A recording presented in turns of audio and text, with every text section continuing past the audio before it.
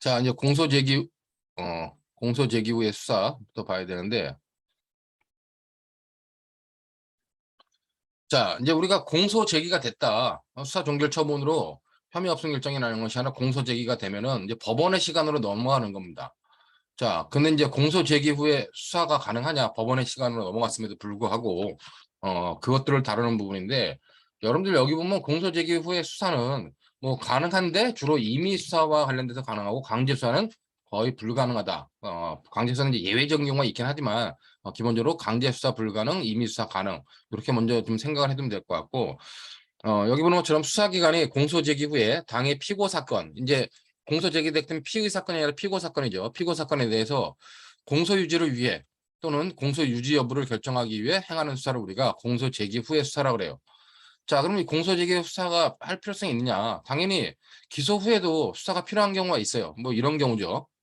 여기 는 기소 후에 공소 사실의 일부인 여죄가 추가로 밝혀진 경우, 그다음에 공소 유지를 위해 보강 수사를 통한 증거 수집이 필요한 경우, 여자가 밝혀진 경우, 그다음에 진범으로 여겨지는 자가 발견되어 공소제기했던 사람들 공소 취소 여부를 결정하기 위한 경우, 이런 경우, 좀 이런 경우뿐만 아니라 여러 가지 경우에 대표적으로 이런 경우는 우리가 공소 제기 후에도 수사가 필요하다. 자, 그렇다고 공소 제기 후에 수사가 필요하다고 하죠. 무한정 공소 제기 전에 어떤 수사 방법을 그대로 인정할 수 있냐? 그것은 아니란 얘기입니다. 그렇기 때문에 한계가 있는데, 공소 제기 후에 수사가 필요하다고 해도 공소 제기 전과 같이 허용하는 것은 안 된다는 겁니다. 왜냐면은 공소가 제기된 다음에는 이제 당사자적 지위에 있는 거예요. 검사와 피고인은 대등한 당사자적 지위에 있으므로 한쪽 당사자한테 강력한 권한을 행사할 수 있도록 하는 것은 안 된다는 거죠. 그렇기 때문에 공소 제기를 통해 피고 사건이 법원에 계속되었음에도 수사 단계처럼 수사를 한다는 것은 법원의 심리에 지장을 초래하고 공판 중심주의에 위배된다. 그다음에 이제 피고인을 수사하는 건 당사자적 지위에 반한다. 그러므로 한계가 있을 수밖에 없다. 그럼 그 한계가 뭐냐? 강제 수사 안 되고 임의 수사는 된다. 뭐 요렇게만 먼저 여러분들이 생각을 해두면 될 것 같아요. 근데 강제 수사와 관련돼 가지고 여기 보면 첫 번째 피고인 구속, 대인적 강제 처분인 피고인 구속 되느냐? 당연히 안 돼요. 자, 피고인이 된 다음에 피고인을 구속할 수 있는 건 누구예요? 법원이죠. 그렇기 때문에 피고인을 갖다가 검사가 수사기관이 구속한다? 그건 안 된다는 겁니다. 그렇기 때문에 허용 안 되고 기소 후에 행하는 피고인 구속은 수소법원, 공소가 제기된 법원의 권한이다. 그러므로 불구속으로 기소된 피고인이 증거를 인멸하거나 도주의 우려가 있어 구속의 필요성이 인정된 경우라도 검사는 어, 수소법원 이외의 법관으로부터 영장을 발받아 피고인을 구속할 수 없고 단지 직권으로 구속해달라고 촉구할 수 있을 뿐입니다. 수소법원에 대해서. 자, 왜 그러냐? 피고인과 검사는 대등한 당사자이다. 그러므로 검사에게 피고인의 구속의 권한을 인정할 수 없다. 그런 기본적인 내용으로 여러분들이 피고인 구속, 대인적 강제처분 당연히 안 되는구나 라고 하면 될 것 같아요. 자, 그럼 대물적 강제처분이 되냐와 관련돼 가지고 대물적 강제처분 관련돼 가지고 통설 판례는 뭐 기본적으로 여기 보는 것처럼 안 된다는 입장입니다. 그렇기 때문에 공소 제기 후에 수사기관이 수소법원과 별도로 지법 판사에게 청구해 발부받은 영장으로 대물적 강제처분을 할 수 있는가? 통설 판례는 안 된다는 거예요.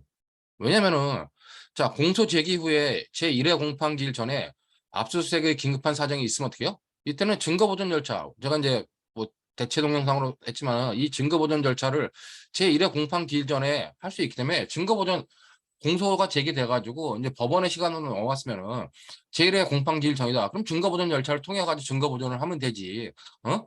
수사기관이 직접 압수수색할 수 있냐? 그건 안 된다는 겁니다. 그렇기 때문에 이 판례가 있는데 이 판례가 중요한 판례죠. 검사가 수소법원 이외의 지법판사에게, 자, 검사가 이 수소법원이 A법원이 만약에, 자, 수소법원이 A법원이다. 그럼 A법원에다 공소 제기를 했어, 검사가. 자, 근데 수소법원 이외의 지법판사, 여기 외의 지법판사는 뭐요? 즉 B법원, B법원 영장전담 판사에게 청구하여 발부받은 영장에 의해서 압수수색을 했습니다. 자, 그럼 검사가 기본적으로 공소 제기에 돼 있는 법원 이외에, 수도법원 이외에 다른 지법판사한테 영장 청구해가지고 발부받아 압수수색했다. 그럼 그와 같은 증거는 기본적 인권 보장을 말하는 절차에 위반한 증거로 원칙적으로 유죄의 증거로 할 수 없다는 겁니다. 자, 여기 적법 절차에 위반한 증거로 원칙적으로 유죄의 증거로 할 수 없다는 말은 뭐냐? 이건 위수중이라는 얘기죠. 위법 수집 증거이기 때문에 증거 능력이 절대적으로 부정된다. 즉 판례는 대물적 강제 처분이 안 될 뿐만 아니라 수집한 증거도 위수중으로 본다. 그러나 이제 당해 피고 사건이 아닌 별건에 대해서는 별도의 강제 수사가 허용돼요. 그렇기 때문에 그런 의미로 여러분들이 차이가 있다는 걸 알고 있으면 될 것 같고, 제가 혹시 수업 시간에 한번 소개했던 영화인지 모르겠는데 소소견이라는 영화에 보면 이 케이스가 그대로 나옵니다. 그렇기 때문에 현재 수소법원에서 공소 제기해가지고 수소법원 재판 중인데 피의자 측에서 피고인 측에 갖고 있는 유리한 증거를 검사가 뺏으려고 다른 지법 판사한테 영장 청구해가지고 그걸 뺏어갑니다. 근데 물론 이쪽 피고인 측에서도 이제 복사문을 만들어 놔가지고 이제 뭐 대비를 했는데 뭐 그렇게 관련된 것들이 이제 법령에 나오는데 원칙적으로 안 된다. 만약에 가져가면 위수증이 돼가지고 사용 못한다. 그렇게 여러분들이 이해하면 될 것 같습니다. 자, 근데 대인적 강제 처분은 예외가 없어요. 강제수사에서. 자, 근데 대물적 강제 처분은 예외가 있습니다. 여기 본 것처럼 압수수색 검증은 원칙적으로 안 돼요. 근데 예외적으로 압수수색이 가능한 경우가 있다는 겁니다. 이게 뭐냐? 자, 검사 또는 사경이 피고인에 대한 구속영장을 집행하는 경우. 자, 피고인에 대한 구속영장은 누가 발부해요? 피고인에 대한 구속영장은 사전신문 절차를 거쳐가지고 법원이 발부를 하는 겁니다. 그럼 그 발부한 피고인에 대한 구속영장 집행을 검사 또는 사경이나 교도관이 하잖아요.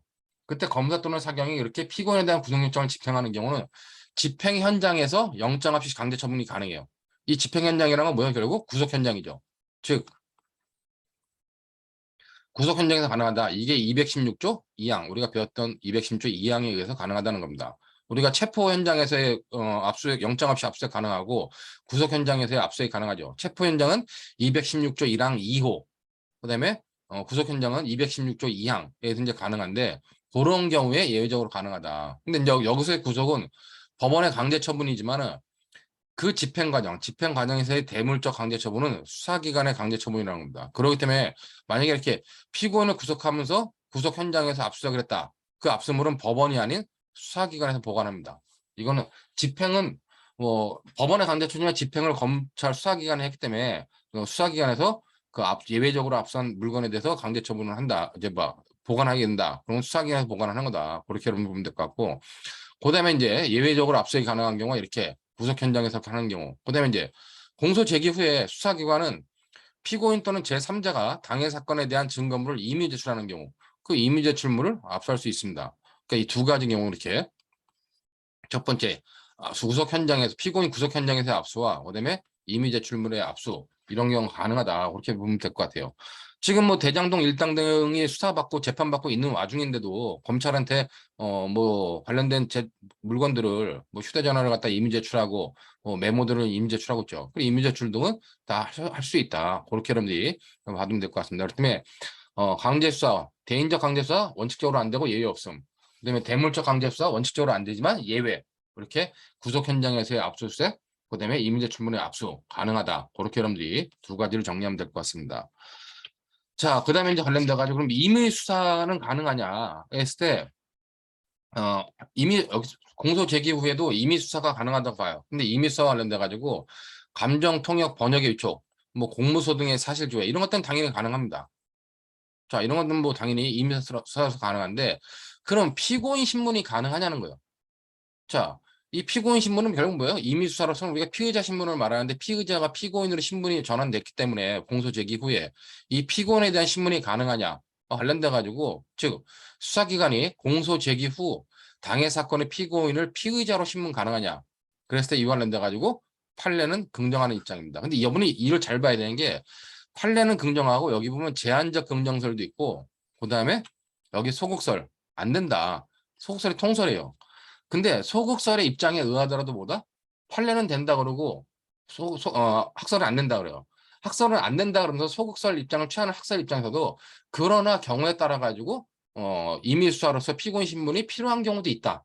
그러니까 결국은 소극설을 취하는 것이 학문적으로 소극설을 취하지만 실질적인 실무적인 예에서는 필요할 수밖에 없다라고 하는 것이 학계 입장이다. 그렇게 여러분들이 이해하면 될 것 같습니다.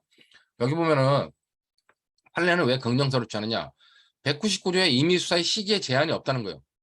시기에 제한이 없으므로 공소 제기 후든 공소 제기 전에 가능한 듯이 공소 제기 후에도 가능할 수 있다라고 하는 것이 이제 판례 입장이고 밑에 보는 것처럼 자 그러면 검사의 피고인에 대한 진술 주서 기소 후에 작성된 것이라는 이유만으로 그 증거 능력이 없는 것이라고 할 수 없다. 그러면 이 경우 피의자 신문 주소가 아닌 진술 조서의 형식으로 작성되는데 왜냐면 피의자 신문조서는 피의자만 받는 건데 이건 피의자가 아니라 피고인이기 때문에 피고인에 대해서 어떤 진술조서의 형식으로 참고인 진술조서와 같이 피고인 진술조서의 형식으로 작성이 돼요. 그 진술조서의 형식을 취하였다 하더라도 피의자 신문조서와 달리 볼 수 없다. 그렇기 때문에 기본적으로 판례는 가능한 입장이다. 자, 이에 대해서는 제한적 긍정설인데 이거는 여러분들이 크게 뭐 신경 안 써도 될 것 같습니다. 왜냐면은 제한적 긍정설은 자, 이 당사자주의 하에서 피고인과 검사가 대등한 관계인데 왜 검사가 신문을 하느냐 피고인. 근데 중요한 건 당사자주의가 발현되는 건 어디냐. 자, 공소 제기되고 공소장 부본 송달되고 공판기일 지정하고 제1회 공판기일이 열리게 되잖아요. 그러므로 이제 당사자주의는 제1회 공판기일에서 발현된다. 응? 그러면 공판기일 이전에 한해서는 피고인의 신문이 가능하다라고 하는 것이 이 제한적 긍정설의 입장입니다. 검사가 주체되는 경우만 있는데 뭐 극히 그 소설의 입장이고 대부분의 학설 통설적 입장은 이 소극설이다. 왜냐면 이 소극설 입장에서 당사자주의와 모순된다. 즉 당사자주의 소송구제에서 당사자의 지위와 모순됨으로 제가 여기 밑줄을 하나씩 쳐놨는데 앞부분에 보면 가는 글씨로 밑줄 하나씩 쳐놨는데 밑줄 하나씩 쳐놓은 것이 뭐 핵심적인 근거다. 근데 이제 중요한 거는 당연히 피고인 신문도 안 된다라고 학계 입장이에요. 여기 보면 근데 어 근거들을 여러 가지 제시하고 있어요. 뭐 제시하고 있는데 뭐 당사자의 모순되면 안 된다. 근데 이렇게 판례 입장, 소속설 입장이라 도 이런 경우 뭐 소속설이 타당하다고 얘기를 해요. 학자들은 이제. 근데 단 해가지고 이런 경우 피고인 스스로 검사의 면접을 요구한 경우 근데 공범자 또는 진범이 발견되어 피고인에 대한 신문이 불가피한 경우 자 이런 경우는 예외적으로 피고인 신문을 인정해야 된다. 그러면 이제 학설 판례는 피고인 신문이 가능하냐 무조건 가능하다. 학설은 통설은 피고인 신문 불가능하지만 예외적으로 이런 경우 가능하다. 근데 실제로 피고인 신문 하는 경우가 대부분 다 이런 경우이기 때문에 실제로 통설의 입장, 소극설인 통설의 입장이나 적극설인 판례 입장이나 실제적으로는 큰 차이가 없다고 생각이 됩니다. 그래서 하지만 학설적으로는 나눠지고 있다. 자, 그렇게 여러분들이 이미수와 냈는 것들을 보시면 될 것 같고, 자, 중요한 건 이제 이거예요. 자, 우리가 수사 단계에서 피의자를 불러다가 질문 소환에 출석을 요구해가지고 뭔가 질문하는 걸 우리가 그걸 피의자 신문이라고 합니다. 자, 그럼 증인이라든가 제3자 사건에 대해서 뭔가 알고 있는 제3자를 불러다가 조사하고 진술을 듣는 거 그걸 참고인 조사라고 그러죠. 자, 참고인은 결국 나중에 보면 증인으로 이제 공소 제기된 다음에 법정에 가서 증인이 됩니다. 그런 증인에 대한 참고인 조사 관련돼 가지고 임사로서 쉽게 말하면 참고인 조사가 가능하냐? 당연히 가능해요. 기소 후에 참고인 조사를 부인할 필요가 없다는 겁니다. 상대방이 동의만 하면은 뭐 임의수사기 때문에 가능하다. 근데 이제 문제는 1회 공판기일, 뭐 1회 공판기일 전후를 불문하고 여기서 1회 공판기일 전후를 불문한다는 얘기는 뭐냐? 이게 1심이든 아니면 2심이든 상관이 없다는 겁니다. 어서든지 참고인 조사 가능하다는 거예요. 문제는 이제 밑에 보는 것처럼 참고인 조사를 하면서 이미 진술한 것을 번복하는 진술을 한 경우, 번복시키는 진술을 한 경우에 그 진술 조서에 대해서 증거 능력을 인정시킬 수 있겠냐는 겁니다. 자, 여기 보는 것처럼 공판 준비 또는 공판 기일에서 이미 증언을 마친 증인을 검사가 소환을 해요. 자, 이미 증언을 마친 증인. 자, 이 증인은 뭐라고 얘기했겠어요? 이 증인은 검사한테 불리한 증언, 검사한테 불리한 증언을 했겠죠. 이미 증언을 통해서 무죄라고 이제 증언을 한 겁니다. 그래서 그런 증인을 검사가 소환을 해요. 정확히는 출석 요구한 후 피고인에게 유리한 증언 내용을 추궁해 이를 일방적으로 번복시키는 방식으로 작성한 진술조서. 자, 이 진술조서는 뭐겠어요? 이건 참고인 진술조서겠죠. 자, 그렇기 때문에 이건 이렇게 이미 증언을 마쳤는 어,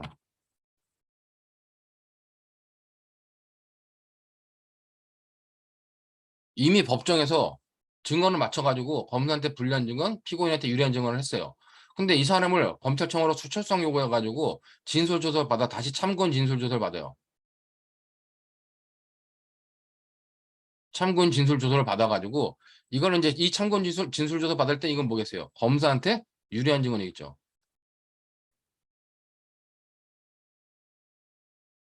유리한 진술을 받아내는 겁니다. 자, 그래가지고 그 진술을 줘서 유죄의 증거로 삼는 거. 이런 방식으로 하는 건 어떻게 냐 그거는 당사자주의, 공판중심주의, 직접 시효를 지향하는 형사정법의 소송구제에서 어긋나는 것뿐만 아니라 헌법 27조가 보장하고 있는 기본권, 즉 법관의 면전에서 모든 자료, 증거 자료가 조사 진술되고 이에 대해 피고인의 공격 방해를 승계가 실질적으로 부여된 재판권을 침해하는 것이다. 그러므로 이러한 진술조서는 중요한 게 이거예요. 이러한 진술조서, 참고인 진술조서, 번복된 참고인 진술조서는 피고인이 증거로 할 수 있음에 동의하지 아니하는 한 그 증거 능력이 없다는 겁니다. 이 말의 반대말은 뭐예요? 이 말의 반대말은 그럼 피고인이 증거로 동의하면 어떻게 해요? 그때는 증거 능력이 있다는 겁니다. 그렇기 때문에 이것이 의미하는 말이 피고인이 증거 동의한다. 증거 동의하면 어떻게 해요? 그때는 증거 능력이 있다는 거예요. 자, 이것이 이제 증언번복 진술조서인데, 자, 얘가 지금 1심에서 이렇게 한 거고, 여기 보면은 이것이 증언번복 진술조서이든 아니면 증언번복 진술서든, 진술조서는 뭔가 묻고 그다음에 말하는 걸 수사기관이 적는 거고, 증언번복 진술서는 그 이 진술자가 자기 스스로 작성하는 거죠. 자, 그다음에 증언번복 피신조서, 증언번복 피신조서 이런 것들 똑같이 적용된다는 겁니다. 이게 뭐면 증언번복 피신조서라고 하는 거는 이거는 이제 왜 피의자가 됐냐? 위증죄의 피의자가 돼가지고 위증죄의 피의자로서 피신조서를 받는 경우예요. 그러니까 이런 요 사건 2013년도 사건 같은 경우는 1심에서 이제 검사가 참고인 조사를 했어요. 참고인 조사를 했는데 1심에 증언으로 나와서 증언을 하면서 검사한테 불리한 증언을 얘기한 거예요. 자, 검사한테 불리한 증언을 얘기하니까 검사가 1심에서 졌어. 이제 무죄 판결을 지니까 검사가 그 증인으로 나왔던 사람을 너 위증했잖아. 위증이라 그래가지고 이제 위증죄로 소환한 겁니다. 그러면서 이제 너 객관적 진실, 네 기억에 반하는 사실을 얘기했기 때문에 위증죄다 그래가지고 위증죄로 피의자 신문조서를 만든 거예요. 그러면서 이제 그 피의자 신문조서, 위증죄의 피의자 신문조서의 내용이 다시 검사한테 유리한 내용으로 바뀐 경우죠. 자, 이런 경우도 다 동일한 법리가 적용되기 때문에 안 된다는 겁니다. 자, 중요한 거는, 여기서 이제 중요한 것 중에 하나는, 이게 과연, 그럼 피고인이 증거를 했으면 동의하지 않나 증거 능력이 없다. 여기 보면 내용을 읽어보면 이 내용을 읽어보면 마치 뭐 같아요? 야, 당사자주의 위반, 공판용의 위반, 직접주의 위반, 그다음에, 어, 헌법 27조가 보장하고 있는 이런 권리를 침해하기 때문에 적법 절차 위반이구나. 라고 요것만 읽어보면 어떻게 해요? 요 하얀 글씨만 읽어보면 마치 이거는 뭐다? 이건 적법 절차의 위반이기 때문에 위법수지 증거인 것처럼 느껴진다는 겁니다. 근데 판례는 뭐다? 판례는 위수증은 아니란 얘기예요. 왜냐면 이것이 만약에 위법수직 증거가 된다. 그러면 위법수직 증거가 되면 당사자가 동의를 하더라도 증거 능력이 없어요. 근데 판례는 피고인이 증거를 할 수 있음에 동의하지 않는 한이라고 하는 단서를 붙였다는 건 뭐냐? 이거는 이 자체 증언 번복된 진술조서는 증거 능력은 없다. 그러나 위법 수집 증거는 아니기 때문에 나중에 피고인이 증거로 동의하면 증거 능력이 있다는 말이고, 결국 이 말은 뭐냐? 여기에 포함되어 있는 또 하나의 의미는 나중에 보면은 이 전문 증거 중에서 전문 증거는 증거 능력이 인정되지 않지만 증거 능력이 인정되지 않는 전문 증거는 나중에 탄핵 증거로 사용할 수 있어요. 자, 근데 위법 수집 증거는 탄핵 증거로도 사용 못 합니다. 그렇기 때문에 이렇게 피고인의 증거 동의가 있으면 증거 능력이 있다는 말, 이것과 추가돼 가지고 더 들어가야 할 말은 이거는 뭐다? 위수증이 아니기 때문에 탄핵 증거로 사용 가능하다. 이런 의미까지도 여러분들이 이해해 두시면 된다는 겁니다. 자, 그렇기 때문에 이 증언번복 진술조서, 그다음에 증언번복 진술서, 증언번복 피신조서 다 똑같은 법리가 적용된다는 겁니다.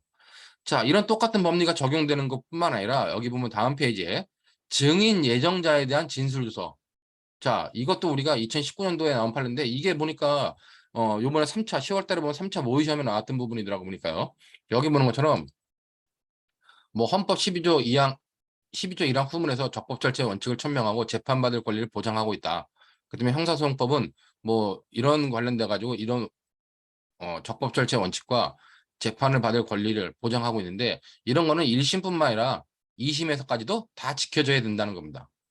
당연히 그렇게 아까 봤던 것처럼 이런 원칙은 당연히 모든 신금에서 지켜져야 되는데, 자, 이런 형사소송법의 기본 원칙에 따라 살펴보면 1심에서 피고인에 대하여 무죄 판결이 선고되어 검사가 항소했어요.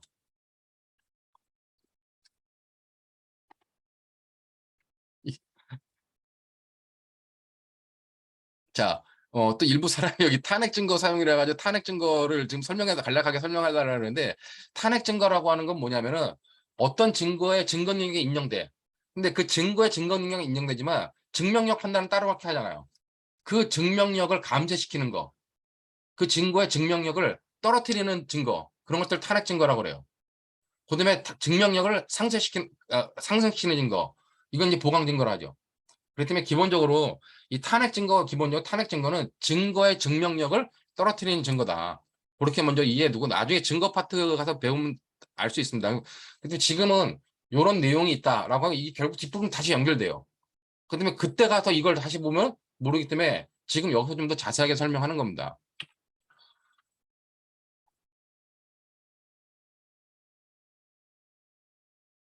자, 그러면 다시 이제 뒤로 넘어서 여기 보는 것처럼, 자, 이런 형사성법의 기본 원칙에 따라 살펴보면 1심에서 피고인에 대하여 무죄 판결이 선고되어 검사가 항소했어요. 자, 무죄 판결이 선고되니까 검사는 당연히 항소하겠죠. 근데 이제 수사기관이 항소심 공판기일에 증인으로 신청하여 신문할 수 있는 사람을 특별한 사정이 없이 특별한 사정 없이 미리 수사기관에 소환하여 작성한 진술조서. 이건 뭐다? 피고인이 증거로 할 수 있음에 동의하지 않는 한 증거 능력이 없다는 거예요. 즉 이게 뭐냐? 증인 예정자에 대한 진술조서. 이것도 똑같은 법리에 적용된다는 겁니다. 자, 이 법리는 이 앞에 보는 법리와 거의 똑같아요. 거의 똑같은데 1심에서 이미 그 무죄 판결이 선고됐어. 그래가지고 이제 1심에서 무죄 판결과 관련된 증인을 갖다가 2심에도 부르겠죠. 근데 이제 검사가 2심에서 증인으로서 증인 신문할 수 있는 사람이 있는데, 그 증인 신문할 수 있는 사람을 1심 재판이 끝나고 2심 재판 사이에 검찰청으로 불러가지고 참고인 진술조서를 만들어낸 겁니다. 근데 그 참고인 진술조서가 뭐다? 1심에서 증언했던 내용과 달라진 거예요. 자, 달라지면 어떡하냐? 그럼 그 참고인 진술조서는 증거 능력이 있겠느냐? 판례는 없다는 겁니다, 그게. 자, 그렇다면 검사가 공소를 제기한 후 참고인을 소환하여 피고인에게 불리한 진술을 기재한 진술조서를 작성하여 이를 공판 절차에서 증거를 제출할 수 있게 한다면, 피고인과 대등한 당사자의 지위에 있는 검사가 수사기관에서의 권한을 이용하여 일방적으로 법정 밖에서 유리한 증거를 만들 수 있게 하는 것이므로 당사자주의, 공판중심주의, 직접신주주의에 반한다. 피고인의 공정한 재판 받을 권리를 침해한다는 겁니다.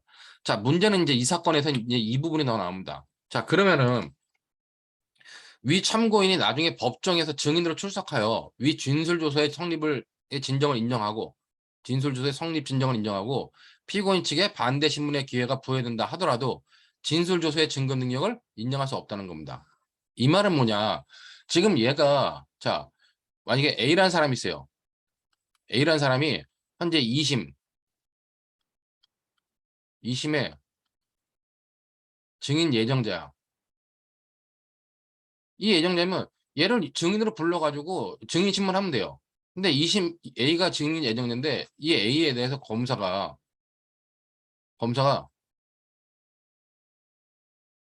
참고인 진술조서 받은 거죠. 자, 이 A에 대해서 참고인 진술조서 받는데 A가 1심에서는 어떻게 했냐? 1심에서는 검사에게 불리한 증언을 한 거예요. 자, 그러니까 검사가 불러다가 야, 왜 이렇게 했냐면 참고인 진술을 통해 만들어가지고 이 참고인 진술조서는 검사한테 유리한 증언으로 바꿨다는 겁니다.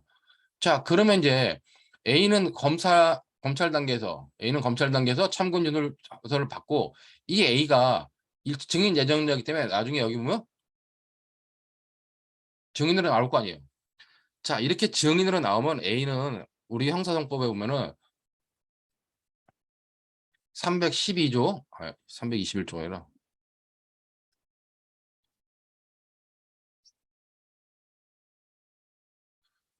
312조 사항에 의해서 참고인이기 때문에 이 참고인 진술조서에 대해서 기본적으로 뭐다? 네 가지 조건을 갖춰야 돼요.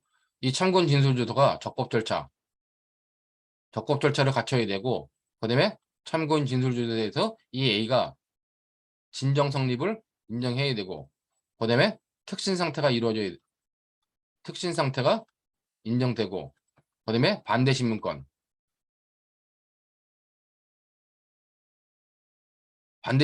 인정되면은 이 참고인 진술조서는 원칙적 형식적으로는 증거 능력이 있다는 거예요. 자, 그때 판례가 보는 것처럼 진정 성립을 했다. 진정 성립했고 피고인 측의 반대 신문기회가 부여됐다. 자, 이게 부여됐다는 겁니다. 자, 이거 당연히 인정된다는 거고. 그러면 312조 4항에서 이 참고인 진술조서가 증거 능력이 있는 건데 형식적으로 있는데 판례는 뭐다? 그렇다 할지라도 진술조서의 증거 능력을 인정할 수 없다는 겁니다. 무슨 말인지 이해되겠죠? 자, 그렇기 때문에 검사가 이렇게 진술을 번복시키는 참고인 진술조서 받았다면 이 참고인 진술조서가 형식적으로 법정에서 이렇게 증거 능력 인정되는 요건을 갖췄다 할지라도 그 참고인 진술조서의 증거 능력은 아예 인정할 수 없다는 거예요. 왜? 공판 중심주의 직접주의 앞에 뭐라 하더라? 여기 오늘처럼 당사자주의 공판 중심주의 직접 심리주의에 반하기 때문에 이런 요건을 갖추더라도 아예 인정할 수 없다는 겁니다. 더 중요한 건 밑에 보는 것처럼 그러면 얘가 어차피 이 A가 법정에 나와가지고 증인으로 나와가지고 이런 절차를 거칠 거 아니에요. 이 참고인 진술조서의 증거 능력을 인정해서 이런 절차를 거치는 거 이외에 또 뭐 하냐? 얘가 증언을 할 거 아니에요. A가. 이런 증언을 했을 때 위 참고인이 법정에서 위와 같이 증거 능력이 없는 진술조서와 같은 취지로 피고인에게 불리한 진술. 자, 여기 법정에서 위와 같이 증거 능력이 없는 진술조서와 같은 취지로 피고인에게 불리한 진술했다. 이거는 법정에서 직접 하는 진술이기 때문에 이 진술을 믿을 수 있겠느냐, 이 진술을 믿어야 되는 거 아니냐 했을 때 이 진술을 한 경우에 그 진술의 신빙성을 인정하여 유죄의 증거로 삼을 것인지는 증인신문 전 수사기관에서의 진술조서가 작성된 경위와 그것이 법정에 영향을 미쳤을 가능성 등을 종합적으로 고려하여 신중하게 판단해야 된다는 겁니다. 이 사례는 뭐예요? 이 증언도 증거 능력 없다고 했어요. 무조건 증거 능력 없는 건 아니라 이 증언을 판단할 때, 이 증언의 신빙성을 판단할 때 어떻게 한다? 증언의 신빙성을 판단할 때는 신중하게 판단해야 된다고 보면서 이것은 증거 능력이 없다고 본 케이스입니다. 이것이 이제 요번에 10월달 모의 시험에 나왔던 부분이고 그 다음에 중요한 거는 이러한 법리가 지금 진술 원복 조서에 대한 이런 법리가 확장이 됐습니다. 그래가지고 작년에 2021년도 6월에 검사가 증인으로 불러가지고 증인신문할 수 있는 사람을 미리 검찰청으로 소환했어요. 이제 검사가 옛날 같으면 진술조서를 받으려고 그러는데 진술조서 받으면 이제 문제가 되니까 아예 소환을 한 거예요. 불러가지고 물어보면서 야, 네가 옛날에 이렇게 진술했어. 그러니까 이 진술조서 보여주고서 어떻게 진술할 거지 잘 얘기하고 그다음에 그 증인으로 나와야 될 사람도 검찰한테 내가 그럼 이렇게 얘기하면 되겠네요. 라고 이제 한 거예요. 자, 그렇기 때문에 그와 관련돼 가지고 2021년도 6월 10일에 선고된 케이스를 보면은 자, 여기 보는 것처럼 검사가 공판 기일에 증인으로 신청하여 신문할 사람을 특별한 사정 없이 미리 수사기관에 소하여 면담 절차를 거친 후 증인이 법정에서 피고인에게 불리한 진술을 하는 경우 자, 이럴 때 어떻게 한다? 검사가 증인신문 전 면담 과정 중에서 증인에 대한 회유나 압박, 답변 유도나 암시 등으로 증인의 법정 진술에 영향을 미치지 않았다는 점이 담보되어야 증인의 법정 진술을 신명할 수 있다고 할 것이라는 겁니다. 자, 검사가 증인신문에서 물어보면 되는데 왜 검찰청을 불러 사전 면담을 하느냐? 그럼 검사 네가 사전 면담했을 때 사전 면담에 관련돼 가지고 이 증언이 오염되지 않았다는 걸 스스로 증명하라는 겁니다. 그걸 증명하지 못하면 그 증언은 증거능력이 없다 보겠다는 거예요. 그렇기 때문에 검사가 증인신문 준비 등 필요에 따라 증인을 사전 면담할 수는 있다는 겁니다. 사전 면담할 수 있다 하더라도 법원이나 피고인의 관여 없이 일방적으로 사전 면담하는 과정에서 증인이 훈련되거나 유도되어 법정에서 왜곡된 진술을 할 가능성도 배제할 수 없기 때문이다. 즉 증인에 대한 회유나 압박 등이 없었다는 사정은 검사가 증인의 법정 진술이나 면담 과정을 기록한 자료 등으로 사전 면담 시점, 이유와 방법, 구체적 내용 등을 밝힘으로써 증명해야 된다는 거예요. 자, 이 사건에 관련돼 가지고 그럼 대법원이 어떻게 판단했냐? 대법원이 검사와 사전 면담한 증인의 법정에서의 진술 능력, 법정에서의 증언, 그건 증거 능력이 없다고 봤어요. 아예. 왜? 그건 오염됐다 이미. 이게 아마 용인시장 무슨 뭐 그때 사건이었는데 이 관련돼 가지고 결국 이 증인의 진술 능력, 증인의 증언의 증거 능력 아예 없다고 판단해 버린 거야. 그렇기 때문에 이렇게 이제 당사자주의, 공판중심주의, 직접심리주의에 위반되는 사항 등에 대해서는 우리가 뭐라 판단한다? 기본적으로 대법원은 아예 증거 능력이 없다 판단하고 그것이 진술 번복 조서에 적용되는 법리를 아예 증인을 오염시킬 수 있는 검사의 면담까지도 확장시킨 것이 작년의 판례다. 그러니까 요 판례 내용을 여러분들이 잘 판단해둬야 됩니다. 자, 그래가지고 이제 중요한 것 중에 하나는 잠깐만요. 뭐야 이게?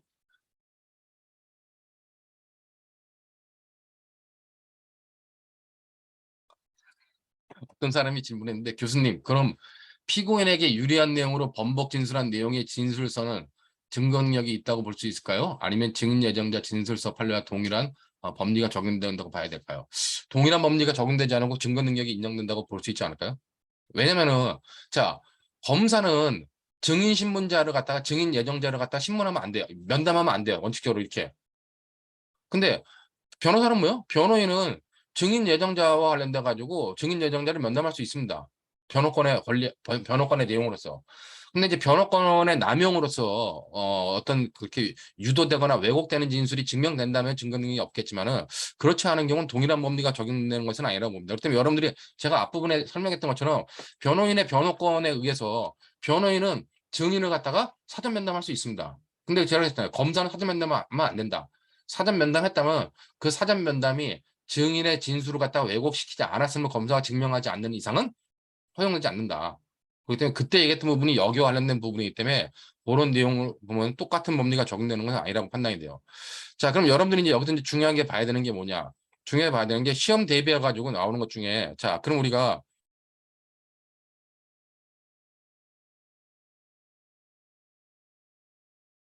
번복조서, 이 번복조서든 아니면 번복조서, 진술서, 피신조서든지 약간 번복된 이 서류들 이런 것들은 뭐다? 얘네는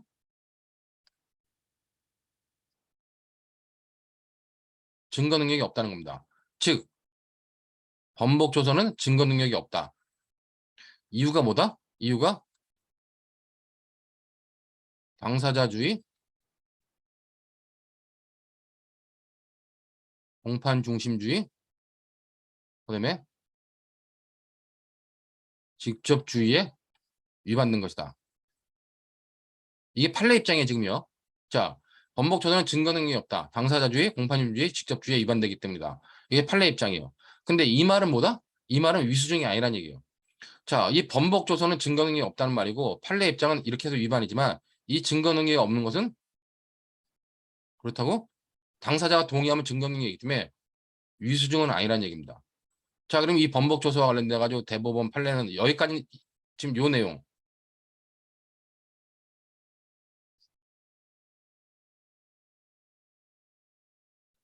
자, 요 내용은 지금까지 나온 대법원 판례 입장입니다. 판례 입장이고 이 판례 입장에 따라 가지고 더 판단은 뭐냐? 판례 입장에 따라 더 판단하면 증거 능력 위수증은 아니라 가지고 증거 능력이 위수증은 아니지만 증거 능력이 없지만 위수증이 아니란 얘기예요. 자, 이 말이 담고 있는 뭐냐? 그러면 당사자가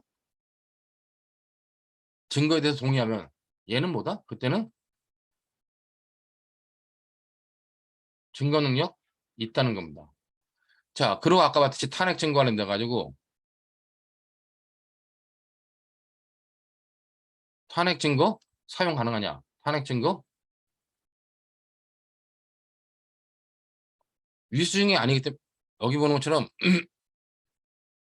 위수증이 아니기 때문에 탄핵 증거 사용 가능하다라고 하는 견해도 있고 위수증이 아니라도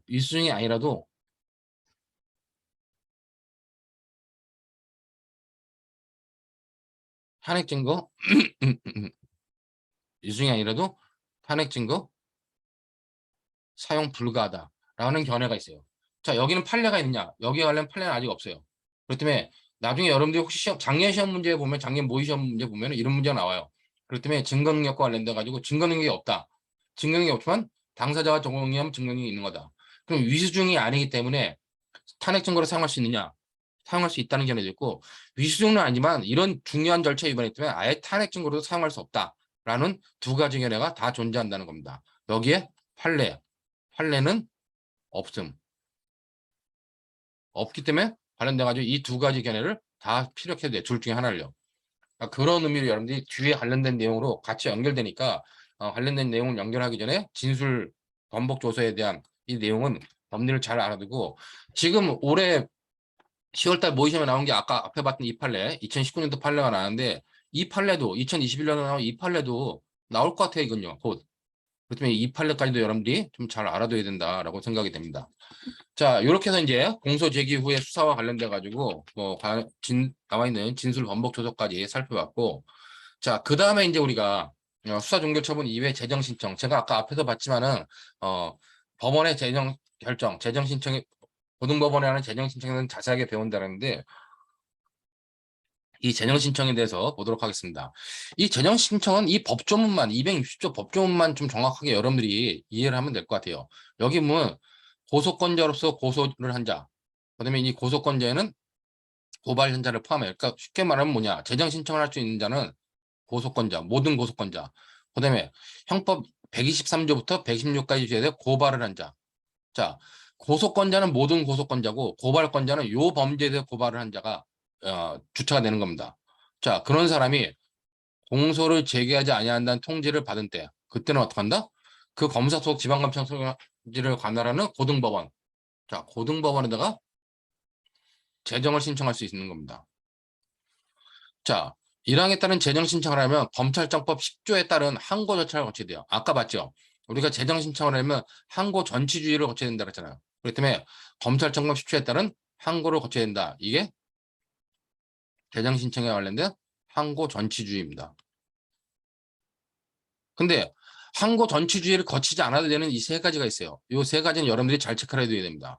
즉, 항고 이후 재기 수사가 이루어졌어요. 자, 검찰은 항고를 했는데 재기 수사가 이루어졌는데 그래도 다시 공소 제기를 안 한다는 통지를 받은 경우 그때는 항고 더 칠 필요 없다는 겁니다. 이제는. 그다음에 항고 신청 후에 항고에 대한 처분이 행해지지 않고 항고 신청했는데 고등검찰청에서 항고에 대한 결정을 하지 않고 3개월이 지나버렸어요. 그럴 때는 그냥 항고 결정 필요 없이 바로 고등법원으로 갈 수 있다는 거예요. 그다음에 검사가 공소시효 만료 30일 전까지 공소를 제기하지 아니하는 경우 이거는 공소시효가 다 돼가는데 왜 제기를 안 하냐 그럴 땐 바로 법원에 재정 신청을 할 수 있다는 겁니다. 이문정이가 그랬나요?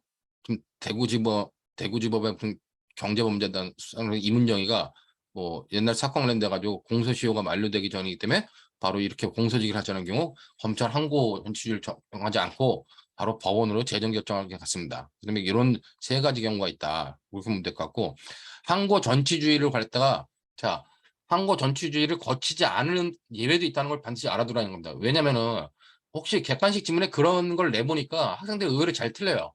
그러니까 재정 신청을 하기 위해서는 모든 고소권자는 항고 전치주의에 의해서 고등법원 아니 검찰청법에 따른 항고를 거쳐야 된다. 무조건 하는 게 아니라 이런 예외도 있죠.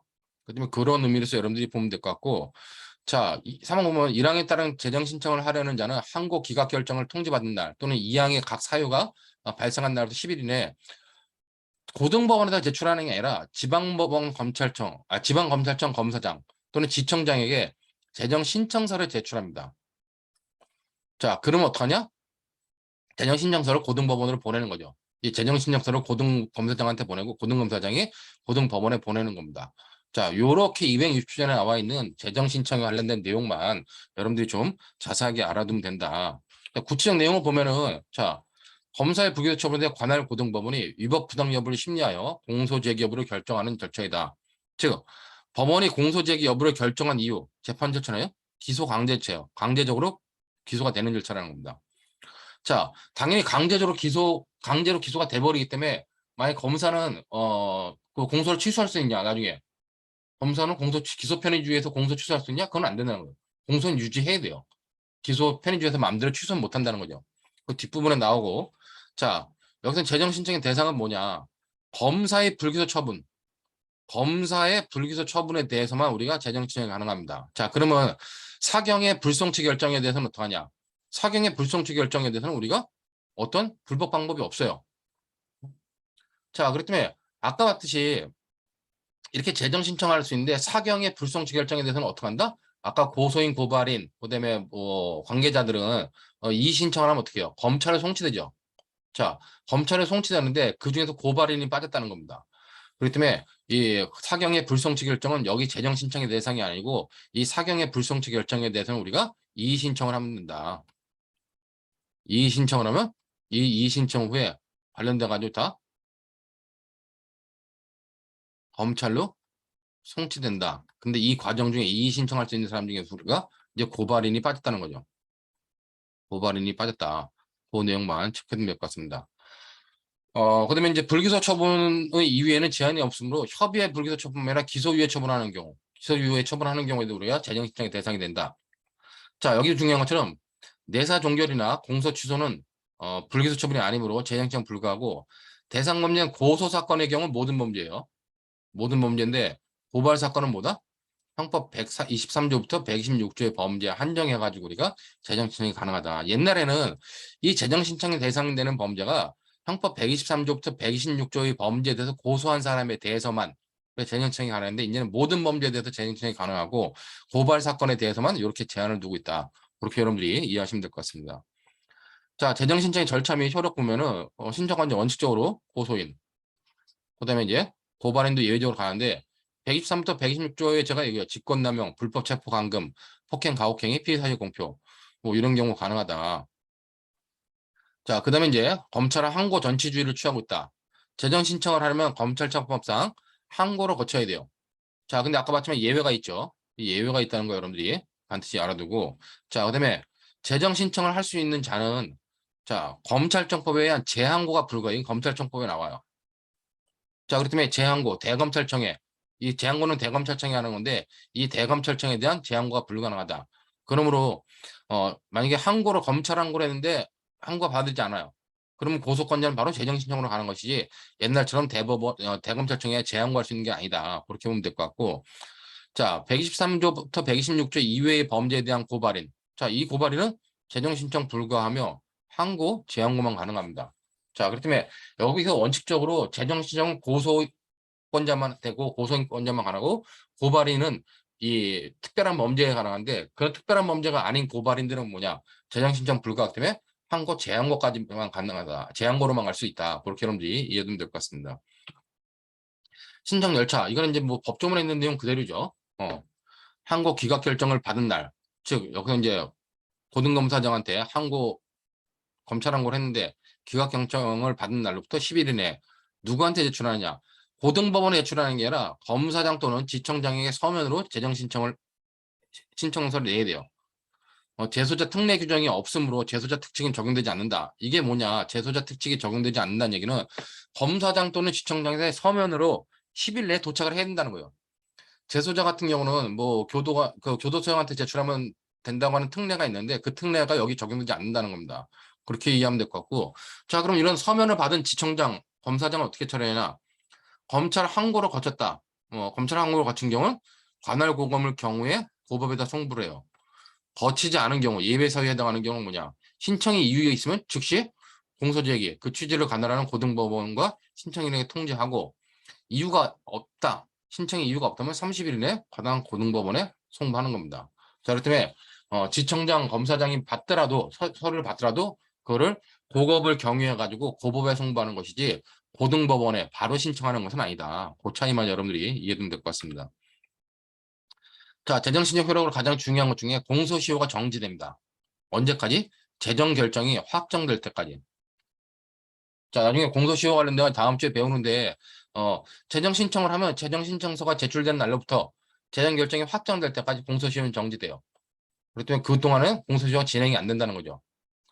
그다음에 신청 및 취소와 관련돼 가지고 재정 신청은 대리인에서도 가능합니다. 근데 재정 신청을 할 수 있는 고소인이 여러 명이야. 그 공동 신청 과정 중에 1인이 신청을 했다.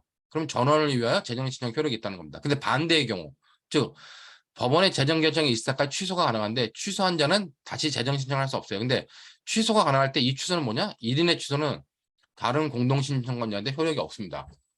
1인의 신청은 전원을 위하여 효력이 있는데 1인의 취소는 뭐다? 1인의 취소는 다른 사람한테 효력이 없다. 그런 의미로 여러분들이 뭐 신청 관련된 내용도 보시면 될 것 같고, 자, 그러면 이렇게 고등법원 이제 뭐 고검을 거쳐가지고 고등법원에 재정 신청이 이제 접수되면 어떡하냐? 고등법원에서는 항고 절차에 준하여 결정을 해요. 형사 항고에 유사한 재판이다. 형사 항고 유사설의 입장이고, 자, 심리 보면 관할은 불기소 처분한 검사가 속한 지검 소지를 관할하는 고등법원이 관할한다. 그다음에 법원은 재정 신청서를 받은 날로부터 10일 이내에 피의자 아니면 재정신청인에게 그 사실을 통지해야 돼요. 자, 재정신청 소변 3개월 이내에 항고 절차에 준하여 결정을 한다.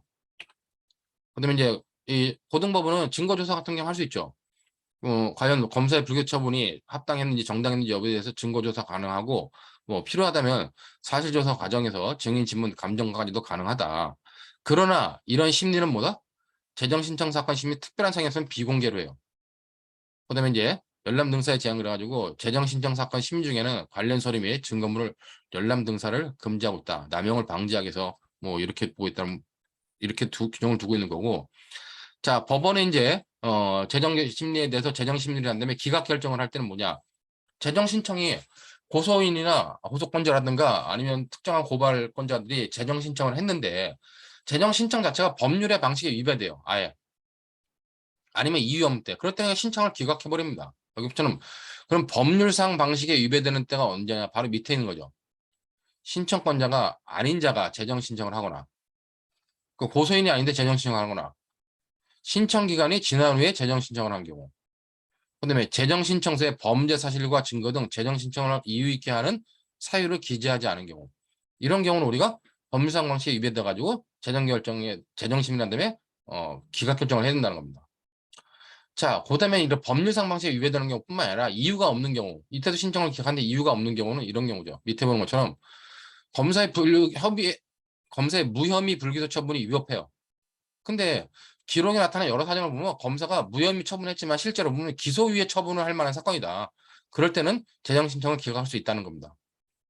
또한 불기소 처분 당시에 공소시효가 완성되어가지고 공소권이 없는 경우 그런 경우도 이유 없는 경우에 해당해가지고 그냥 바로 신청을 기각할 수 있다. 그렇게 여러분들이 보면 될 것 같고, 자, 이에 대해서 이제 기각 결정에 대해서 불복하는 것과 관련돼 가지고, 자, 법원의 재정 신청 기각 결정에 대해서 법령 위반을 이유로 대법원에 즉시 항고를 할 수 있습니다.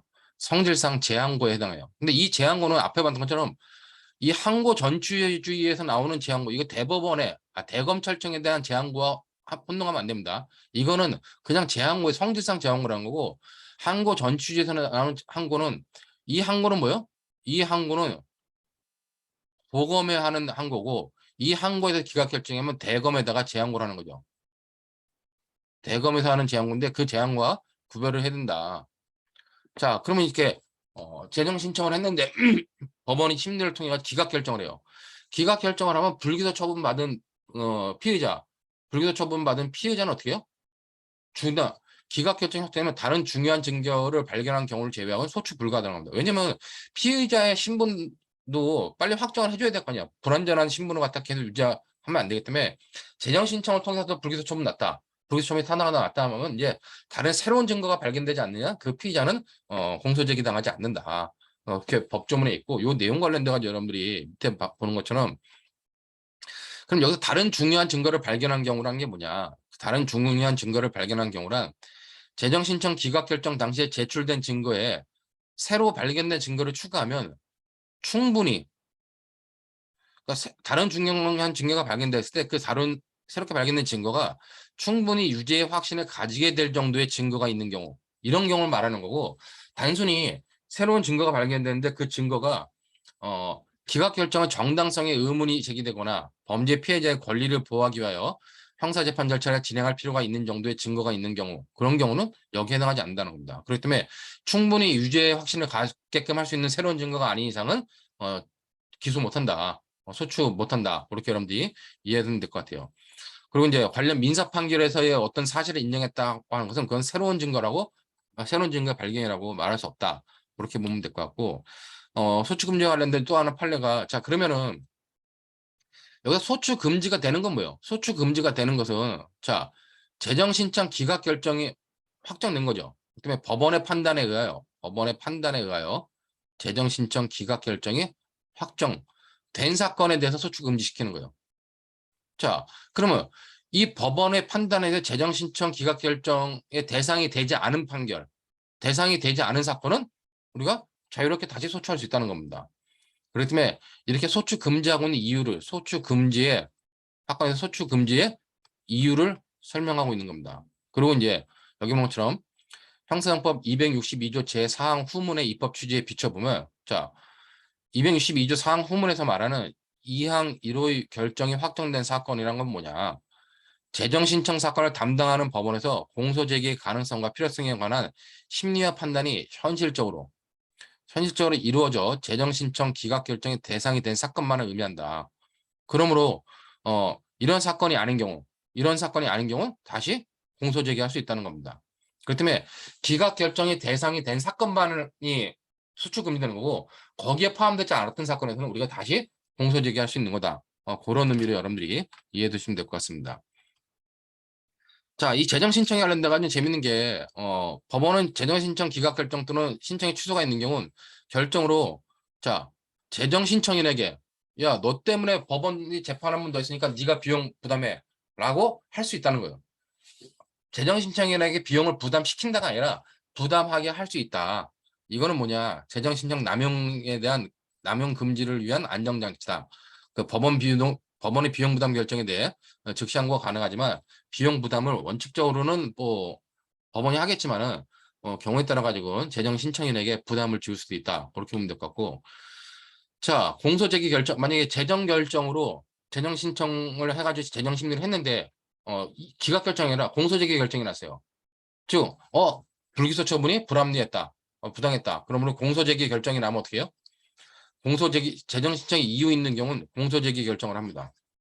자, 그러면 공소 제기가 결정됐다. 결정은 공소시효에 관해 결정이 있는 날에 공소가 제기된 것으로 봐요. 이 말은 뭐냐? 아까 재정 신청을 하면은 재정 신청을 한 날로부터 재정 결정이 날 때까지 공소시효가 정지된다 그랬잖아요. 자, 근데 공소시효가 정지되는 재정 결정이 안 돼. 재정 결정에서 공소 제기 결정이 났어. 그럼 기소가 등하기 때문에 이때부터 공소시효가 또 정지돼. 그러니까 계속 공소시효는 정지된다는 걸 보는 겁니다. 그렇기 때문에 공소 제기 결정 시에 공소시효에 관해 그 결정이 있는 날에 공소가 제기된 것으로 보기 때문에 공소 제기 결정 시 공소시효 진행이 정지되고 재정 신청에 의해 정지된 공소시효는 계속해서 정지된다. 그렇기 때문에 재정 신청에 의해서 공소가 제기되면 쭉 정지된다. 그 판결이 확정될 때까지는. 그렇게 여러분들이 보면 될 것 같고. 자, 이것 관련돼 가지고 중요한 것 중에 하나가 밑에 이 판례입니다. 제가 볼 때는 이해할 수 없는 판례라고 맨날 얘기하는 건데, 자, 고등법원이 공소제기 결정을 했어요. 자, 고법의 공소제기 결정에 대해서는 어떡한다? 불복할 수 없습니다. 검사 피해자 모두 그래요. 자, 그러면은 만약에 고등법원의 재정 결정이 인정이 됐다. 그러니까 공소제기 결정을 했다. 근데 그 공소제기 결정 자체가 위법한 경우는 어떻게 해요? 위법한 경우도 불복할 수 없다는 겁니다. 그럼 어떡하냐? 위법한 경우에.